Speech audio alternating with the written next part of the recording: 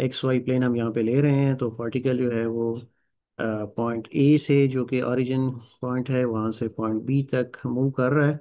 और तो उसकी जो ये मूवमेंट है, इसको हम पोजीशन वेक्टर आर से रिप्रेजेंट कर रहे हैं, और ये इसकी मूवमेंट कोऑर्डिनेट सिस्टम के हिसाब से एक्स एक्सिस से एंगल फाइव पर है।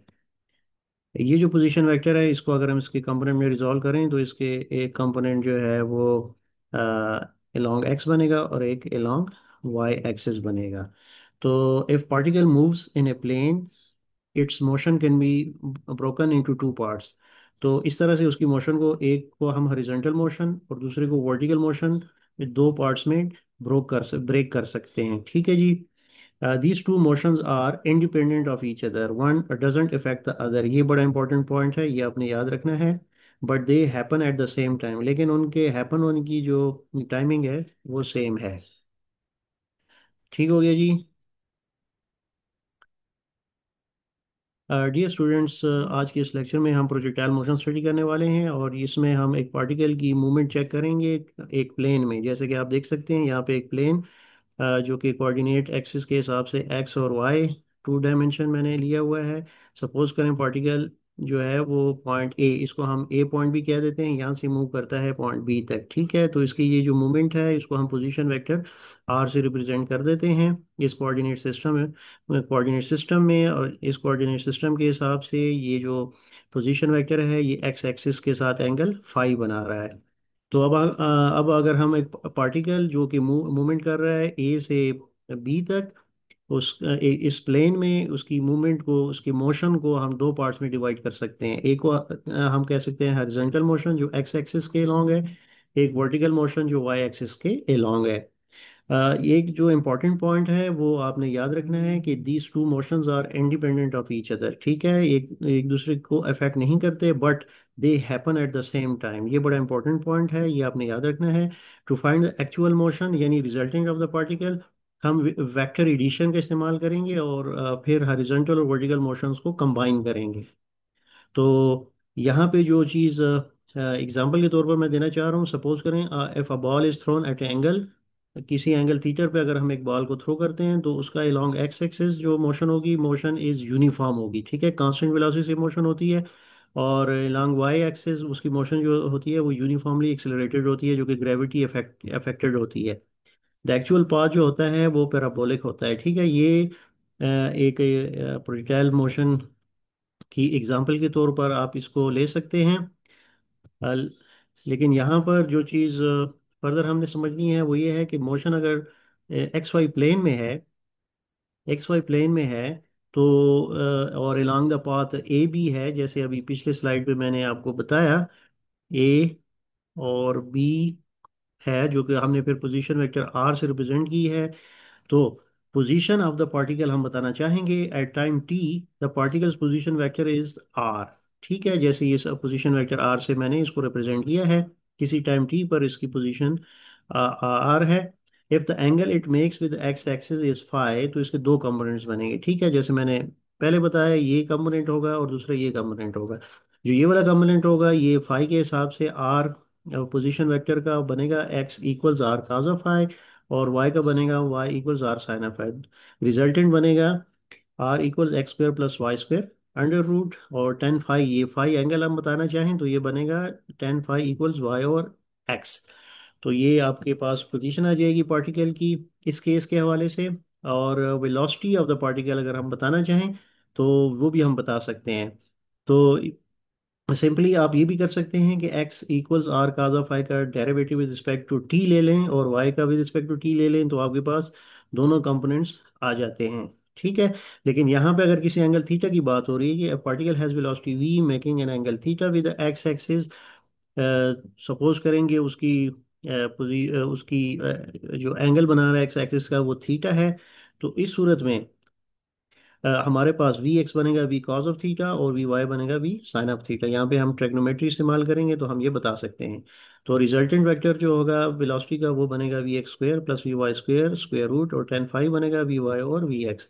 एक्सेलरेशन ऑफ द पार्टिकल बताना चाहें वो भी बता सकते हैं। हम एक्सेलरेशन स्प्लिट कर सकते हैं दो टू पार्ट्स में, a x acceleration along x axis, और a y acceleration along y axis. ठीक है, तो इस तरह से हम उसकी भी बता सकते हैं। तो ये था जी motion of a particle in x y plane. और फर्दर इसमें हम ये बताना चाहेंगे कि अगर पार्टिकल जो है, if acceleration is constant, ठीक है, if acceleration is constant, motion in 2D plane can be split into two parts, x horizontal or y direction vertical. Each direction follows the same kinematic equation as in one dimension case। ठीक, तो इस case में हमारे पास x direction के long ये equations बनेंगी, जिसमें v x equals u x plus a x t, और x equals u x t plus half a x t square, और x equals u x plus v x over two t, और we x square equals u x square plus two a x x. और y के जो components हैं वो भी उसी हिसाब से बनेंगे। ठीक है, सिंपली आपने यहाँ पे x x के सबस्क्रिप्ट रखे हैं तो यहाँ पे y y के रखेंगे। तो इस तरह से v y equals u y plus a y t, और y का equals u y t plus half a y t square, और y equals u y plus we y over two into t, और v y square equals u y square plus two a y y. तो ये बड़ा important है। आपको पता होना चाहिए कि x के कोऑर्डिनेट्स हम कैसे निकालेंगे और y के हम कैसे निकालेंगे इक्वेशंस। तो इन शॉर्ट आप याद रखें, पोजीशन में एक्स वाई आपने दोनों कंपोनेंट्स एक्स वाई निकालने होते हैं, वेलोसिटी में भी एक्स वी वाई निकालने होते हैं, एक्सेलरेशन के एक्स ए वाई। तो आपने करना क्या होता है, always break motion into two components X और वाई, सही है। और इसके लिए आप पाइथागोरस थ्योरम और ट्रिग्नोमेट्री का इस्तेमाल कर सकते हैं और ये निकाल सकते हैं। तो ये बड़ा इंपॉर्टेंट है आपके लिए जानना। और अ, तो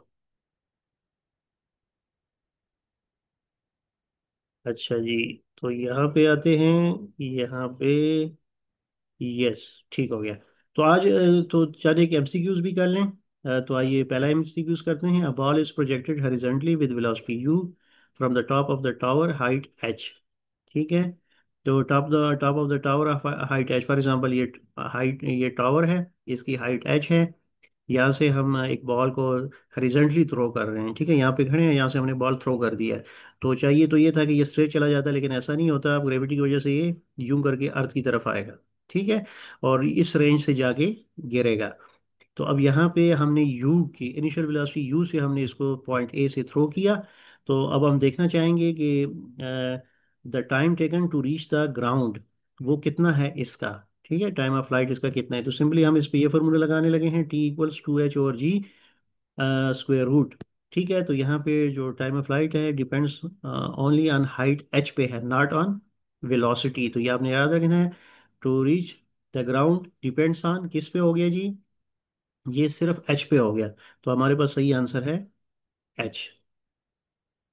और नेक्स्ट पे चलते हैं जी, नेक्स्ट एमसीक्यू है हमारे पास। If a body is projected horizontally with velocity 20 metre per second. देखें जी, इस दफ़ा इनिशियल वेलोसिटी गिवन है, ठीक है, और हाइट जो है वो है 80 मीटर। ठीक, ये भी गिवन है। तो find the time of flight, time of flight बताना है। सिंपली हमने यही फार्मूला जो पहले डिस्कस किया, T equal to H over G under root, इसमें वैल्यूज पुट कर देनी है, 4 सेकंड आंसर आ जाएगा। तो आपका पास सही ऑप्शन है सी। तो ये भी बड़ा सिंपल था। नेक्स्ट पे चलते हैं। नेक्स्ट है क्वेश्चन नंबर 3। इसमें हमने हॉरिजॉन्टल रेंज बतानी है, horizontal range of the projectile in question 2, यानी आर हमने बताना है। तो इसके लिए सिंपली हम ये फार्मूला, जैसे हम पहले सब्जेक्टिव डिस्कशन में डिस्कस कर चुके हैं, आर इक्वल्स यू टी। तो यू जो है 20 है, टी 4 है, तो इस तरह से 80 मीटर आंसर हमारे पास आ जाएगा। तो ये भी बड़ा सिंपल था। अब चलते हैं अगले एमसीक्यू की तरफ, वो है जी 4 number. A projectile is throne horizontally its path is. तो इसका पाथ क्या होगा, अगर हॉरिजॉन्टली देखें, ये एक यूं करके हॉरिजॉन्टली मैं फेंक रहा हूँ, तो इसका पाथ जो है ये वाला, जैसे कि लग रहा है कि पैराबोलिक है, लेकिन अगर हम इक्वेशन देखें तो इक्वेशन ऑफ पाथ क्या होती है इस केस में, Y equal G over two U square X square, parabolic होती है। तो इसका सिंपल आंसर हो गया सी। और नेक्स्ट क्वेश्चन है कि if ball is throne horizontally with velocity this and after 2 second it's vertical displacement is. देखें जी, अब यहाँ पे हमने, हमारे पास वर्टिकल डिस्प्लेसमेंट हमने बतानी है आफ्टर 2 सेकंड। ठीक है, क्योंकि देखें जी, जैसे ही थ्रो करता है पहले तो वर्टिकल डिस्प्लेसमेंट इस हिसाब से होती है, लेकिन वो फिर कम होती होना शुरू हो जाती है। ठीक, ठीक है, हाइट कम होना शुरू हो जाती है। तो उस हिसाब से देंगे तो हम ये फार्मूला लगाएंगे, y equals half G T square. यहाँ पे सिंपली हमारे पास आ जाएगा 20 मीटर। तो यहाँ से हमारे पास जो सही ऑप्शन है वो ये है, आफ्टर 2 सेकंड ये हम बता सकते हैं कि वो 20 मीटर जो है उसकी वर्टिकल डिस्प्लेसमेंट हो चुकी है। तो आप सिंपल ये फार्मूला लगाएंगे। अच्छा जी।